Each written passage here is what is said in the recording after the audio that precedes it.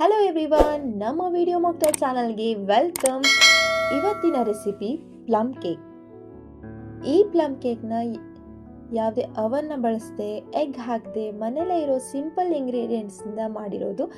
ಇದು ತುಂಬ ಸಾಫ್ಟಾಗಿ ಬರುವಂಥ ಒಂದು ಈಸಿ ಕೇಕ್ ರೆಸಿಪಿ ಆಗಿದೆ. ಇದನ್ನ ಹೆಂಗೆ ಮಾಡೋದು ಅಂತ ನೋಡ್ಕೊಂಬರೋಣ ಬನ್ನಿ. ಮೊದಲಿಗೆ ಅರ್ಧ ಕಪ್ ಕಿತ್ತಳೆ ಹಣ್ಣಿನ ಜ್ಯೂಸನ್ನ ರೆಡಿ ಮಾಡ್ಕೊಳ್ರಿ.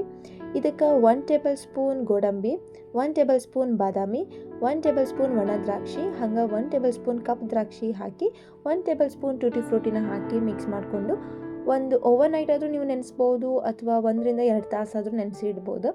ಇಲ್ಲಿ ನೀವು 1 ಟೇಬಲ್ ಸ್ಪೂನ್ಕಿಂತ 2 ಟೇಬಲ್ ಸ್ಪೂನು ಹಾಕೋಬೋದು, ಅಥವಾ ಅರ್ಧ ಟೇಬಲ್ ಸ್ಪೂನು ಯೂಸ್ ಮಾಡ್ಕೋಬೋದು.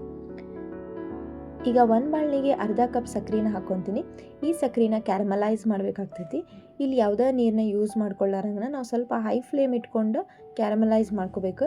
ಸೊ ಈ ರೀತಿ ಬ್ರೌನ್ ಕಲರ್ ಒಂದು ಟೆಕ್ಸ್ಚರ್ ಬಂದಮೇಲೆ ಈಗ ಇದು ಗ್ರ್ಯಾಜುವಲ್ ಆಗಿ ಒಂದು ಅರ್ಧ ಕಪ್ ನೀರನ್ನು ಆ್ಯಡ್ ಮಾಡ್ಕೊತ ಹೋಗ್ರಿ. ಒಮ್ಮೆಲೆ ಹಾಕಬಾರ್ದು, ಉಕ್ಕಿ ಬರ್ತೈತಿ. ಈ ಟೈಮ್ನ ನೀವು ಸ್ವಲ್ಪ ಫ್ಲೇಮ್ನ ಆಫ್ ಮಾಡೋದು ಆನ್ ಮಾಡೋದು ಮಾಡ್ಕೋಬೋದು. 1-2 ನಿಮಿಷ ಈ ಥರ ಮಾಡಿಕೊಂಡು ಸ್ವಲ್ಪ ತೆಳುವಾದಂಥ ಸಿರಪ್ ಥರ ಆಯ್ತು ಅಂದ್ರೆ ಅದು ಕ್ಯಾರಮಲೈಸ್ ಆಗೈತಿ ಅಂತ ಅರ್ಥ. ನೆಕ್ಸ್ಟ್ ಇದಕ್ಕೆ 1/4 ಕಪ್ ಬೆಣ್ಣೆನ ಕರಗಿಸ್ಕೊಳಕತ್ತೀನಿ. ಈ ಒಂದು ಸ್ಟೆಪ್ನಾಗ ನೀವು ಹಾಲು ಮತ್ತು ಎಣ್ಣೆನ ಏನಾದರೂ ಯೂಸ್ ಮಾಡ್ಕೋಬೋದು. ಇಲ್ಲಿ ನಾನು ಬೆಣ್ಣೆ ಯೂಸ್ ಮಾಡ್ಕೊತೀನಿ, ಚೆನ್ನಾಗಿ ಟೇಸ್ಟ್ ಬರ್ತೈತಿ. ಇದಾದಮೇಲೆ ಒಂದು ಮಿಕ್ಸರ್ ಜಾರ್ಗೆ 1 ಇಂಚು ಚಕ್ಕಿ, 4 ಲವಂಗ, 3 ರಿಂದ 4 ಏಲಕ್ಕಿ, 4 ರಿಂದ 5 ಕರಿಮೆಣಸಿನಕಾಳು, ಜಾಜಿಕಾಯಿ, 1 ಟೇಬಲ್ ಸ್ಪೂನ್ ಸಕ್ಕರೆ ಹಾಕಿ ಹಾಕ್ಕೊಳ್ರಿ.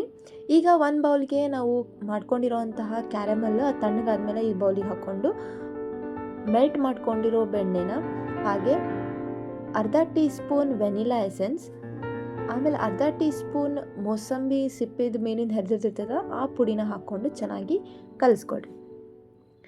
ಈ ಮೋಸಂಬಿ ಸಿಪ್ಪಿದ ಪುಡಿನ ಹಾಕೊಳ್ಳೋದ್ರಿಂದ ಒಳ್ಳೆ ಫ್ಲೇವರ್ನ ಕೊಡ್ತೈತಿ. ಮಿಕ್ಸ್ ಮಾಡ್ಕೊಂಡು ಆದಮೇಲೆ ಇದಕ್ಕೆ 1 ಕಪ್ ಮೈದಾ ಹಿಟ್ಟನ್ನು ಸಾಣಿಸ್ಕೋಬೇಕು. ಇಲ್ಲೇ ನೀವು ಗೋಧಿ ಹಿಟ್ಟನ್ನು ಯೂಸ್ ಮಾಡ್ಕೋಬೋದು, ಬಟ್ ಮೈದಾ ಹಿಟ್ಟು ಯೂಸ್ ಮಾಡ್ಕೊಳ್ಳೋದ್ರಿಂದ ತುಂಬ ಚೆನ್ನಾಗಿ ಟೇಸ್ಟ್ ಕೊಡ್ತೈತಿ.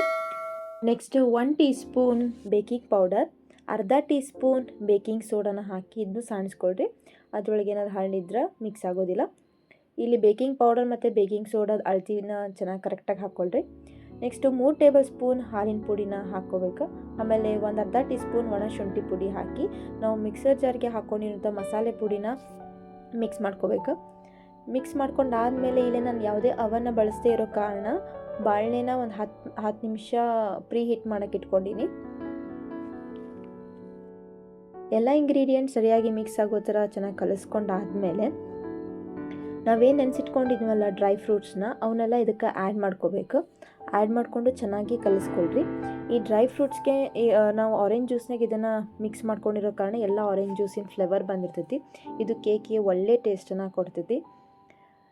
ಇಲ್ಲಿ ಯಾವುದೇ ರೀತಿ ಎಕ್ಸ್ಟ್ರಾ ಹಾಲನ್ನ ಯೂಸ್ ಮಾಡ್ಕೊಳ್ಳಾರನ್ನ ಒಂದು 3 ಟೇಬಲ್ ಸ್ಪೂನ್ ನೀರನ್ನು ಒಂದು ಸ್ವಲ್ಪ ಹಾಕ್ಕೊಂಡು ಮಿಕ್ಸ್ ಮಾಡ್ಕೊಳ್ಳಿ. ಇದು ಜಾಸ್ತಿ ತೆಳುವಾಗಬೇಕಾಗಿಲ್ಲ, ಸ್ವಲ್ಪ ತಿಕ್ಕಿದ್ರೆ ನಡಿತೈತಿ. ಇದನ್ನೆಲ್ಲ ಚೆನ್ನಾಗಿ ಕಲಿಸ್ಕೊಂಡಾದ್ಮೇಲೆ ಒಂದು ಕೇಕ್ ಮೌಲ್ಡ್ನಾಗ ಬಟರ್ ಪೇಪರ್ನ ಹಾಕಿರಿ, ಅಥವಾ A4 ಶೀಟ್ ಪೇಪರ್ಗೆ ಒಂದು ಎಣ್ಣೆನೋ ಅಥವಾ ತುಪ್ಪನೋ ಹಾಕಿ ಹೋಗ್ಬೋದು. ಇದಕ್ಕೆ ನಾವು ಮಿಕ್ಸ್ ಮಾಡ್ಕೊಂಡಿರೋಂಥ ಕೇಕ್ ಬ್ಯಾಟರ್ನ ಆ್ಯಡ್ ಮಾಡ್ಕೊಳ್ರಿ. ಒಂದು 2-3 ಸತ ಟ್ಯಾಪ್ ಮಾಡಿರಿ, ಏನಾದರೂ ಬಬಲ್ಸ್ ಇದ್ರೆ ಹೋಗ್ತೈತಿ. ಇದ್ರ ಮೇಲೆ ಡೆಕೋರೇಷನಿಗೆ ಅಂತಂದು ಹೇಳಿ ನಾನು ಎಕ್ಸ್ಟ್ರಾ ಡ್ರೈ ಫ್ರೂಟ್ಸ್ನೆಲ್ಲ ಆ್ಯಡ್ ಮಾಡ್ಕೊಳ್ತೀನಿ. ಗೋಡಂಬಿ, ಬಾದಾಮಿ, ದ್ರಾಕ್ಷಿ ಹಾಗೆ ಬ್ಲ್ಯಾಕ್ ಗ್ರೇಪ್ಸ್ನೆಲ್ಲ ಆ್ಯಡ್ ಮಾಡ್ಕೊತೀನಿ. ಒಂದು 10 ನಿಮಿಷ ಬಾಳಿನ ಪ್ರೀ ಹೀಟ್ ಮಾಡ್ಕೊಂಡಾದ್ಮೇಲೆ ನಾವು ರೆಡಿ ಮಾಡ್ಕೊಂಡಿರೋ ಕೇಕ್ ಮೌಲ್ಡ್ನ ಅದರೊಳಗಿಟ್ಟು ಒಂದು 40 ರಿಂದ 45 ನಿಮಿಷದವರೆಗೂ ಲೋ ಫ್ಲೇಮಲ್ಲಿ ಬೇಕ್ ಮಾಡ್ಕೊಳ್ರಿ. ನೋಡಿರಿ ಎಷ್ಟು ಚೆನ್ನಾಗಿ ಬಂದೈತಿ. ಈಗ ಇಲ್ಲಿ ನಡು ಒಂದು ಟೂತ್ ಪಿಕ್ ಹಾಕಿ ನೀವು ಟೆಸ್ಟ್ ಕೂಡ ಮಾಡ್ಕೋಬೋದು. ಅದೇನು ಸ್ಟಿಕ್ ಆಗಲಿಲ್ಲ ಅಂದರೆ ಚೆನ್ನಾಗಿ ಬೇಕಾಗಿದೆ ಅಂತ ಅರ್ಥ. ಆಮೇಲೆ ಇದನ್ನ ಅಂಚನೆಲ್ಲ ಡಿಮೋಲ್ಡ್ ಮಾಡಿ ನಾವು ಕೇಕ್ನ ಸರಿಯಾಗಿ ತಕ್ಕೋಬೋದು. ಲೋ ಫ್ಲೇಮ್ನಲ್ಲಿ ಇಟ್ಕೊಂಡು ಚೆನ್ನಾಗಿ ಬೇಯಿಸ್ಕೊಂಡಿರೋ ಕಾರಣ ನೋಡಿರಿ ಬೇಸ್ ಎಷ್ಟು ಸ್ಮೂತಾಗಿ ಎಷ್ಟು ಕರೆಕ್ಟಾಗಿ ಬಂದಿದೆ, ಏನು ಇಲ್ಲೆಲ್ಲೂ ಸೀದು ಹೋಗಿಲ್ಲ. ತುಂಬ ಸಾಫ್ಟಾಗಿ ಬರ್ತೈತಿ ಈ ಕೇಕ್. ಯಾವುದೇ ಸ್ಟೆಪ್ನು ನೀವು ಮಿಸ್ ಮಾಡದೆ ಎಲ್ಲ ಇಂಗ್ರೀಡಿಯೆಂಟ್ಸ್ನ ಕರೆಕ್ಟ್ ಮೆಷರ್ಮೆಂಟಲ್ಲಿ ಹಾಕಿದೆ ಇದೇ ಥರ ಸ್ಮೂತ್ ಆ್ಯಂಡ್ ಪ್ಲಫಿಯಾಗಿ ನಿಮಗೆ ಈ ಪ್ಲಮ್ ಕೇಕ್ ಬರ್ತೈತಿ. ಇಲ್ಲಿ ಆರೆಂಜನ್ನ ನಾವು ಯೂಸ್ ಮಾಡ್ಕೊಳ್ಳೋದ್ರಿಂದ ಆ ಒಂದು ಕೇಕಿಗೆ ಫ್ಲೇವರ್ ತುಂಬ ಚೆನ್ನಾಗಿ ಬರ್ತೈತಿ.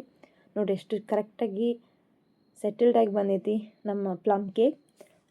ನೀವು ಇದೊಂದು ಸಲ ಟ್ರೈ ಮಾಡಿರಿ, ಹೇಗೆ ಬಂದಿತ್ತು ಅಂತ ಕಮೆಂಟ್ ಮಾಡಿ. ನಿಮಗೇನಾದರೂ ಈ ಕೇಕ್ ರೆಸಿಪಿ ಇಷ್ಟ ಆದರೆ ಪ್ಲೀಸ್ ಲೈಕ್ ಮಾಡಿ, ಶೇರ್ ಮಾಡಿ, ಹಾಗೆ ಸಬ್ಸ್ಕ್ರೈಬ್ ಮಾಡೋದನ್ನು ಮರಿಬೇಡಿ. Thank you for watching.